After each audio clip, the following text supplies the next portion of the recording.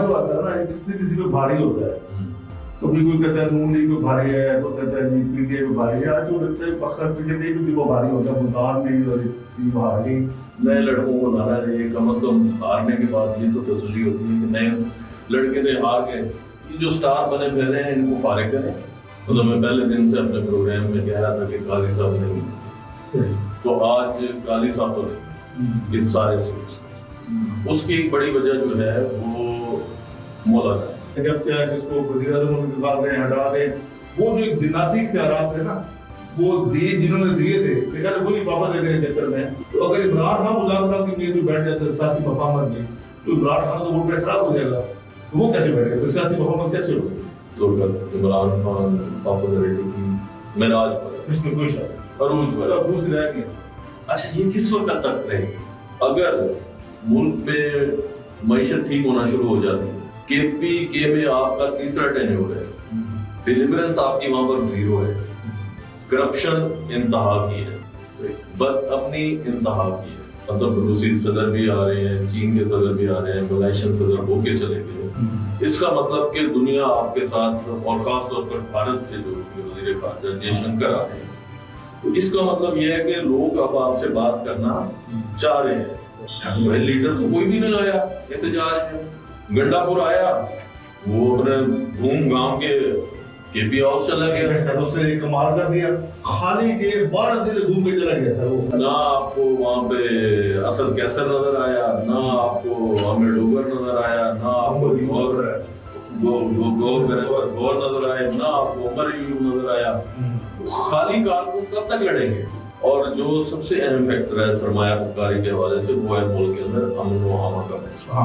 जब तक law and order बेहतर नहीं होगा तो आपकी जो बैरूनी सरमायाकार हैं वो कभी भी नहीं आएंगे। बिस्मिल्लाहिर्रहमानिर्रहीम, अस्सलाम वालेकुम। साउथ पोस्ट डिजिटल के साथ मैं हूं अना मंजूर हुसैन। नाज़रीन, इस वक्त मैं मौजूद हूं मुल्तान प्रेस क्लब में, और जो कि पाकिस्तान की इस वक्त पॉलिटिकल सिचुएशन है, जो भी सियासी कशीदगी पाई जा रही है, उस सबसे हम बखूबी वाकिफ़ हैं, और इस पर बात करने की भी ज़रूरत है और इस पर हल तलाश करने की भी ज़रूरत है ताकि पाकिस्तान सही रास्ते पर गामज़न हो। और आज मेरी यहाँ पर मुलाकात है प्रेसिडेंट ऑफ यहाँ के प्रेस क्लब के जो प्रेसिडेंट है शकील अंजुम साहब से, और एडिटर है जंग अखबार के ज़फ़र आइग साहब, उनसे मेरी मुलाकात है। और उनसे हमारी जो मुलाकात है वो पॉलिटिकल डिस्कशन होगी हमारी। तो पॉलिटिकल डिस्कशन में क्या तजवीज़ पेश करते हैं, क्या बताते हैं कि पाकिस्तान की सियासी सूरत हाल में इस वक्त क्या चल रहा है और आगे क्या होने वाला है, इससे आपको भी आगाह करेंगे। और मैं अभी, क्योंकि मेरी दाईं साइड पे अभी प्रेसिडेंट साहब का ऑफिस है, तो अभी मैं अंदर जाऊंगी और जो भी हमारी कॉन्वर्सेशन होगी आज उनसे, पॉलिटिकल कॉन्वर्सेशन है या फिर मैच पर होगी, उससे आपको आगाह करेंगे। तो आइए नाज़रीन, अंदर चलते हैं।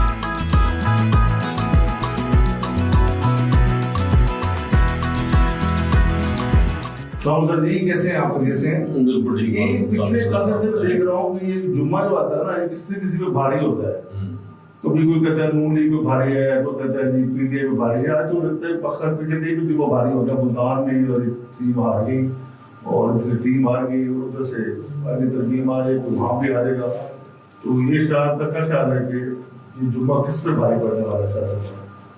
सियासतदानों पे तो मेरा ख्याल है हर गुज़रता दिन एक भारी पड़ रहा है जो मौजूदा पाकिस्तान की सियासत है। आपने क्रिकेट से बात शुरू की है तो बड़ी दिल्लत आमेज़ शिकस्त हुई है ना, कि हारना, इसको हार नहीं कहते, दिल्लत आमेज़ शिकस्त, और उसकी वजह जो है वो पीसीबी खुद है। मतलब उन्होंने विकेट ही ऐसी बनाई और उनका ख्याल ये था कि मैच को ड्रा करना है। अच्छा, मतलब आप ये देखें कि जो कमेंटेटर बैठे थे, उन्होंने जो कमेंट्री की है, जो इंग्लिश कमेंटेटर थे, उन्होंने कहा कि अगर इस पिच पे एक बंदा 3 बॉल्स बीट कर देता है, नहीं खेल पाता, तो उसको आउट दे देना चाहिए। अच्छा, इतनी गंदी फटा पिच बनाई, और उसके बाद 800 स्कोर करके नए नए रिकॉर्ड बनवाए और फिर हार गए। तो मेरा ख्याल है कि सोचना चाहिए पीसीबी को भी और इस टीम को भी, नए लड़कों को लाना चाहिए। कम से कम हारने के बाद ये तो तसल्ली होती है कि नए लड़के थे हार गए, ये जो स्टार बने फिर रहे हैं इनको फारिग करें, नए लोगों की टीम बनाए, और मुसलसल 11वां टेस्ट हार रहे हैं। بنگلہ دیش سے سیریز ہار گئی. میں اس لیے مجھے زیادہ کرکٹ کا پتا تو نہیں ہے, آپ کو پتہ ہے میں فٹ بال کا تھوڑا بندہ نا, تو یہ کرکٹ ہمارے میں نے دیکھا کہ بغیر ٹیم نہیں بن سکے, کس دن چل گئی کس دن نہ چلی, بس ایسے ہی ہے, چل گئی پاکستانی حکومت ہے تو سب لے چل گئی نہ چلی یہ بس سرکاروں کا میچ چل رہا ہے پورے سسٹم میں جو ہے نا ڈھاکزم آ گیا ہے نا. وہ کہتے ہیں آج کا دن گزارے کل دیکھیں گے. ترمیم بھی کو ڈرا ہوگا کہ اس جو ترمیم کا ریئل ڈرا بہت ساری چیزیں ہیں, بہت سارے اسٹیک ہولڈر ہیں اس ترمیم کے حوالے سے, اور خاص طور پر ابھی میں نے وہ خبر سوشل میڈیا پہ بھی دیکھی ہے اور ایک ٹی وی چینل پر بھی دیکھی ہے کہ قاضی صاحب کی ریٹائرمنٹ کا انہوں نے نوٹیفکیشن جاری کر دیا اور فل کورٹ بلا لیا. اس کا مطلب جو ہم پہلے دن سے بات کر رہے تھے کہ مائنس قاضی ہوگا یہ سارا کچھ, وہ ہماری خبر تو درست ثابت ہوئی. مطلب میں پہلے دن سے اپنے پروگرام میں کہہ رہا تھا کہ قاضی صاحب نہیں ہیں, تو آج قاضی صاحب تو نہیں ہیں اس سارے سین. اس کی ایک بڑی وجہ جو ہے وہ مولانا ہے. مولانا اور اس کی پارٹی کے جو لوگ ہیں وہ پارٹی بچی مولانا کی بلوچستان میں اب, اور جو کامران مرتضی سینیٹر ہیں جو بلوچستان سے ہیں وہ بالکل بھی نہیں چاہتے تھے کہ قائد عیسیٰ جو ہے وہ اب عدلیہ کے سسٹم کا حصہ ہو. اچھا, تو یہی وجہ ہے کہ اب آپ دیکھیں گے کہ اس پہ بریک تھرو ہوگا. مائنس مولانا یہ آئینی ترامیم جو ہے مائنس قاضی صاحب میں نے بولا ہے نا, سوری مائنس قاضی فائد عیسیٰ. اس کے بعد جو ہے آپ اس پہ آپ روزانہ کی بنیاد پر دیکھیں گے کہ ڈیولپمنٹس ہونی شروع ہو جائیں گی اور یہ ترامیم کسی نہ کسی پوائنٹ پر پہنچ کے نتیجہ خیز ثابت ہوں گی اور یہ ترامیم اسمبلی میں پیش بھی ہو جائیں گی. آپ قاضی صاحب کی بات کر رہے ہیں یا آپ یہ کہہ رہے ہیں جو بھی چیزیں ہم سیاسی طور پہ ڈسکس کر رہے ہیں مولانا کو لے لیں, لیکن میں جو سمجھتا ہوں نا, میں سمجھتا ہوں کہ جو اس ملک میں اکثر جو لوگ ہیں جو ملک چلا رہے ہیں جس کو آپ کوئی بھی نام دے دیں اس کو, تو یہ جو ججز ہیں نا ان کے پاس جناتی اختیارات آ گئے تھے. اب میرا جو میں سمجھ رہا ہوں نا تھوڑے دیہاتی زبان میں, تو خاص طور سے یاد کرنے جا رہے ہیں ججوں کو بھی کہ جب چاہیں مرضی کی من پسند تشریح کر دیں, جب چاہیں جس کو وزیر اعظم ان کے نکال دیں ہٹا دیں. وہ جو ایک جناتی اختیارات تھے نا وہ دیے جنہوں نے دیے تھے, لیکن وہی واپس لینے کے چکر میں کوئی اس طرح کا اکثر خیال ہوتا ہے. آپ کی بات ٹھیک ہے, اختیارات تو بالکل جناتی ہیں. آپ نے دیکھا کہ کھڑے کھڑے وزیر اعظم کو گھر بھیج دیتے ہیں, مطلب ایک بندہ یار جس کو 25 کروڑ 26 کروڑ مطلب آپ کی اسمبلی اور 2/3 میجورٹی اور ایک پارٹی کا سربراہ اور ایک جج بیٹھا ہے کہ چلو جاب پہ تم آپ بلاتے ہیں اور کھڑے کھڑے آرٹیشن آ گئے جی کھڑے کھڑے آپ کو سزا سناتے ہیں. سزا بھی کہتے ہیں کہ 54 سیکنڈ کی ہے اور 1 منٹ کی ہے اور 2 منٹ کی ہے, اور اس کے بعد وزیر اعظم جو ہے وہ فارغ ہوا بیٹھا. یہ تو پوری دنیا میں نہیں ہے اس قسم کے. ادھر ہی ہے, مطلب آپ جس کو چاہیں جب مرضی بلا لیں, جہاں مرضی بلا لیں اور کہیں کہ آپ نے پیش ہونا ہے. تو یہ بات آپ کی بالکل ٹھیک ہے, اور ججز کا جو طریقہ کار ہے تقرری کا اس کو بھی ٹھیک کرنے کی ضرورت ہے. بالکل میری بات سنیں کہ مطلب آپ ایک کانسٹیبل بھرتی کرتے ہیں, اس کا آپ ٹیسٹ لیتے ہیں کہ اس نے دوڑ کے دکھانا ہے آپ کو, اس کی آپ چھاتی کی پیمائش کرتے ہیں, آپ اس کو قد ناپتے ہیں. بھائی آپ جج بھرتی کرتے ہیں, کوئی معیار ہے؟ نہیں بس ٹھیک ہے, ریکمنڈیشن آ گئی اس چیمبر سے آ گیا اس چیمبر سے آ گیا, تو اس کے لیے ہونی چاہیے ترامیم ہونی چاہیے, لیکن ترامیم ایسی ہونی چاہیے جو سب کو قابل قبول ہو. میرے خیال اب جو موو ہوئی ہے, جس طریقے سے ہم پہلے بھی بات کرتے رہے ہیں کہ نواز شریف جو انریلیونٹ تھے, اس کی وجہ سے بھی آپ یہ دیکھیں کہ ایک بڑا گیپ آ رہا تھا ساری سیاسی جماعتوں کے درمیان. جب سے میاں صاحب تھوڑے سے ریلیونٹ ہوئے ہیں, وہ جو فلسطین کے حوالے سے کانفرنس ہوئی, پھر بلاول بھی مل رہے ہیں ان کو, اور اس کے بعد مولانا نے ملاقات کی ہے, تو آپ دیکھیں کہ وہ جو برف تھی وہ پگھلنا شروع ہوئی ہے. آپ آگے کی طرف جا رہے ہیں. مطلب ڈیڈ لاک جو تھا جس میں کوئی بات ہی نہیں کرنا چاہ رہا تھا, وہ کم از کم اب مسودے شیئر ہونا شروع ہو گئے ہیں. کم از کم بات آگے تو چلی ہے نا کہ چلے جی یہ 10 ترامیم پیپلز پارٹی سے آئی تو اس میں سے 2 ہمیں قابل قبول ہیں, 20 PMLN سے آئی یہ قابل قبول ہیں, کچھ PTI سے آئی, تو میرا خیال ہے کہ معاملہ آگے چلے گا اور یہ اس میں ترمیم ہو جائے. اچھا, آپ نے PTI کی بات کی, کل میں آپ کا جو آپ کا ٹی وی پہ پروگرام ہے آپ کا دیکھ رہا تھا, تو اس میں آپ سیاسی مفاہمت کی بات کر رہے تھے کہ اگر آپ نے ملک میں سرمایہ کاری لانی ہے اور چیزیں لانی ہے تو جب تک آپ سیاسی مفاہمت یا سیاسی ماحول ٹھنڈا نہیں کریں گے اس وقت کچھ نہیں آئے گا. تو پھر میرے ذہن میں سوال ہوا, میں کہ چلو آپ سے کبھی ملاقات ہوتی ہے تو اپنا رہنمائی لیں گے آپ سے. تو یہ کیسے سیاسی مفاہمت ہو سکتی ہے؟ ابھی عمران خان آتا ہے, جیسے عمران خان سے بالکل سیاست ہی ہے کہ وہ اس کو گالیاں دیں نون لیگ کو, پھر پارٹی کو اور باقی لوگوں کو. اور اس وقت جو عمران خان صاحب کے لوگ ہیں وہ یا تو ان کے فینز ہیں جو انہیں کے فین ہیں, ٹھیک ہے نا, ان کا ووٹ بینک ہے, یا پھر وہ لوگ ہیں جو اینٹی پی پارٹی ہیں, اینٹی نون لیگ ہیں, یا پھر اینٹی اسٹیبلشمنٹ ہیں. تو اگر عمران خان مذاکرات کی نیت میں بیٹھ جاتے ہیں سیاسی مفاہمت کی, تو عمران خان کا ووٹ بینک خراب ہو جائے گا. تو وہ کیسے بیٹھے گا, سیاسی مفاہمت کیسے ہوگی؟ دیکھیں عمران خان کو بیٹھنا پڑے گا, اس کے علاوہ کوئی عمران خان کے پاس بھی راستہ نہیں ہے. عمران خان نے احتجاج کی سیاست کر کے دیکھ بھی لی, کر بھی رہے ہیں, لیکن جو ان کے مطلوبہ نتائج ہیں وہ انہیں حاصل نہیں ہو سکے ہیں اس احتجاج کی سیاست سے. راستہ ہمیشہ جو ہے وہ مذاکرات سے, یہ تو ہے, بیٹھیں گے بات چیت کس سے کریں گے جب سیاستدانوں سے مذاکرات نہیں کریں گے. یہ جو ہم اس بات پہ بھی متفق ہیں, مانتے ہیں کہ اس وقت عمران خان پاپولرٹی کی معراج پر ہے, اس میں کوئی شک نہیں, عروج پر ہے. دوسری رائے نہیں ہے. اچھا یہ کس وقت تک رہے گی؟ میری بات سنیں نا, مطلب اگر ملک میں معیشت ٹھیک ہونا شروع ہو جاتی ہے, کے پی کے میں آپ کا تیسرا ٹینیور ہے, ڈیلیورنس آپ کی وہاں پر زیرو ہے, کرپشن انتہا کی ہے, بد امنی انتہا کی ہے, اور کے پی ہی عمران خان اور پی ٹی آئی کی ریڈ لائن ہے اس وقت. اس کے علاوہ ان کو وہ ریسپانس جو کے پی میں ملتا ہے وہ کہیں بھی نہیں ہے. ہر جگہ کم از کم مقابلے کی فضا موجود ہے. تو یہ پاپولیرٹی جب عوام کے حالات اچھے شروع ہو گئے, جیسے کہ ابھی آئی ایم ایف سے معاہدہ ہو گیا, شنگھائی تعاون تنظیم ہونے جا رہی ہے آپ کے ملک سے, ایک بڑا ایونٹ ہونے جا رہا ہے بڑے عرصے بعد, ایک طویل عرصے بعد ایک بہت بڑا ایونٹ ہونے جا رہا ہے. اس کا بھی آپ کو فائدہ ہونا ہے. مطلب روسی صدر بھی آ رہے ہیں, چین کے صدر بھی آ رہے ہیں, ملائیشین صدر ہو کے چلے گئے.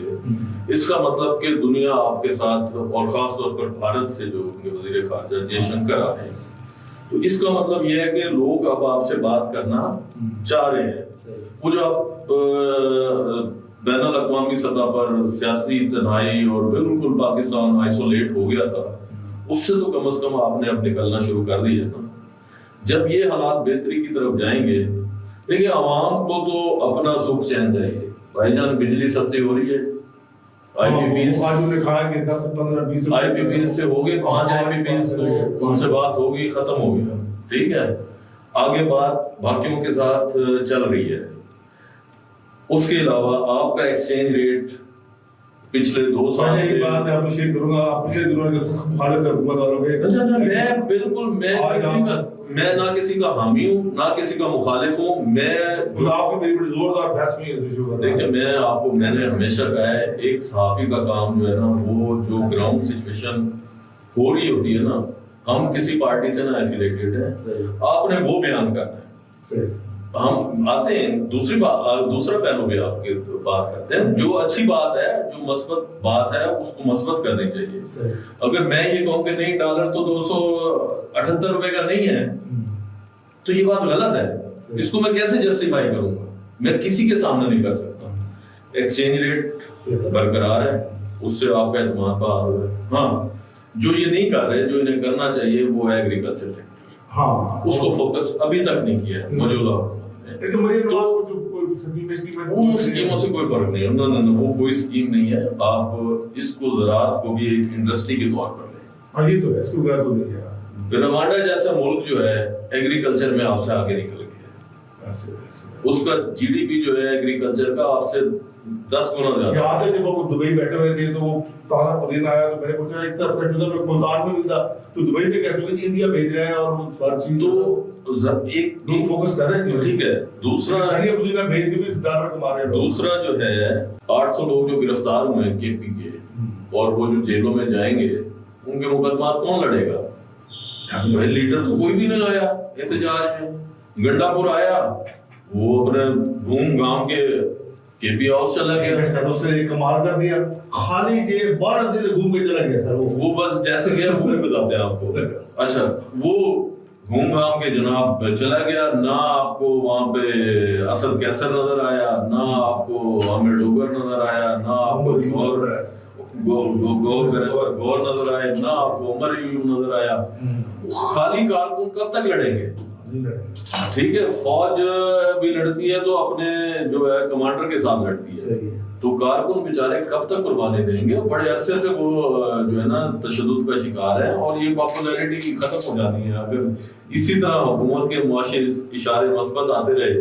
اور ایگریکلچر کو انہوں نے فوکس کر لیا، جو کہ مطلب کرنے جا رہے ہیں. اگر یہ معاہدہ ہو جاتا ہے، جیسے یہ سعودی سفیر اپنا سرمایہ کار آئے ہیں اور وزیر سرمایہ کار بھی آئے ہیں ان کے، اور 10,000 ایکڑ کا ان کا ایگریمنٹ ہے جو خانے وال کے نزدیک زرعی ایگریکلچر لینڈ، اگر اس پہ کام شروع ہو جاتا ہے تو میرا یہ خیال ہے یہ پاکستان کے لیے بہت اچھا ہو جاتا ہے. دوسرا آدمی دیکھیں چولستان میں اگر کو تھوڑا وہاں وجہ دیتے ہیں تو وہاں بڑی زرخیز زمین ہے، پاکستان مالا مال ہے قدرتی مسائل سے، اس کو تو کلٹیویٹ کرنے کی ضرورت ہے. مسئلہ یہ ہے کہ یہ علاقہ سارا مسئلہ یہ ہے کہ اس کو کوئی کلٹیویٹ ہی نہیں کر رہا. پرائیویٹ کچھ کمپنی سارا وہاں بہت زیادہ ایسی چیزیں ہیں، ایسا کام ہو سکتا ہے پاکستان میں. لیکن مسئلہ یہ ہے، اور جو سب سے اہم فیکٹر ہے سرمایہ کاری کے حوالے سے، وہ ہے ملک کے اندر امن و امان کا مسئلہ.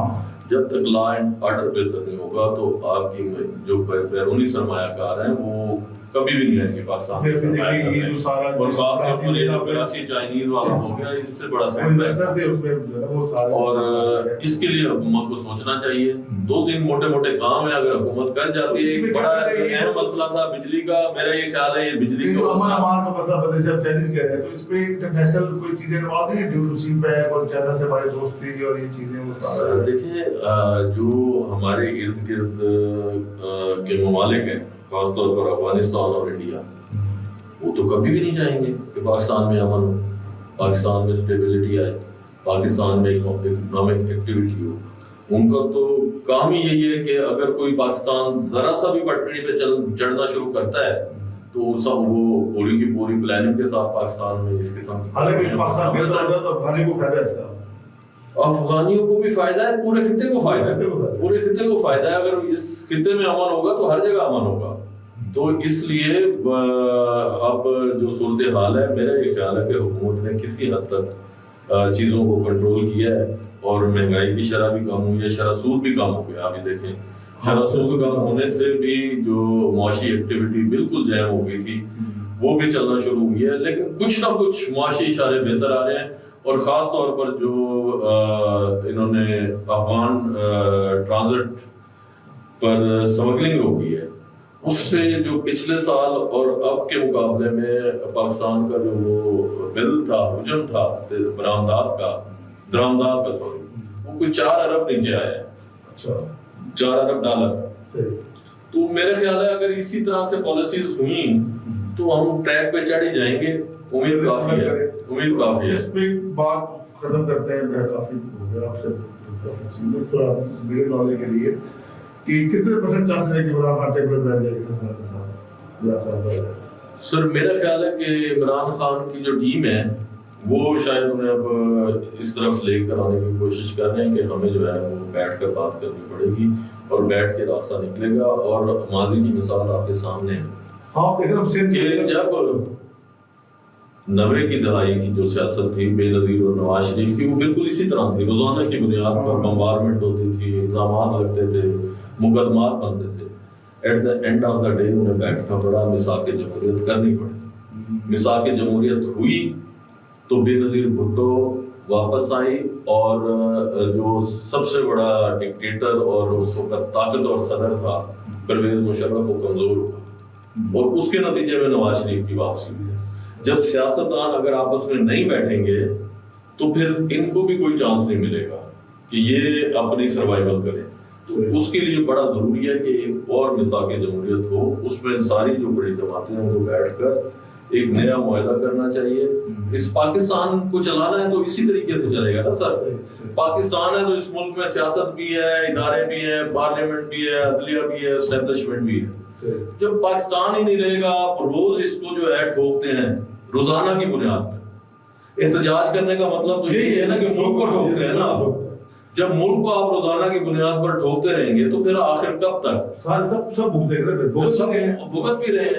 लेकिन मतलब आज यूएई ने पाकिस्तान के वीजे बंद किए हुए, यूएई जैसे मुल्क ने, आप अंदाजा करें। वैसे पाकिस्तान में उसकी तो ख्याल करते हैं, बाहर जब जाते हैं तो ये भी बड़ा कान खोलते हैं और ये भी करते हैं, लेकिन आज उसके और भी बहुत सारी वजूहत है ना। मतलब अब हम बंद तो भिखारी है ना, एक $2 अरब के लिए हम जो है कितनी मिन्नतें करते हैं।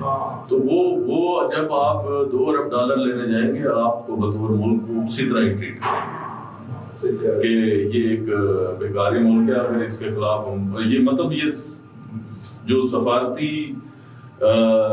एथिक्स हैं उसके भी खिलाफ है कि विदाउट एनी रीजन कि आप किसी मुल्क के शहरियों के वीजे बंद कर लें।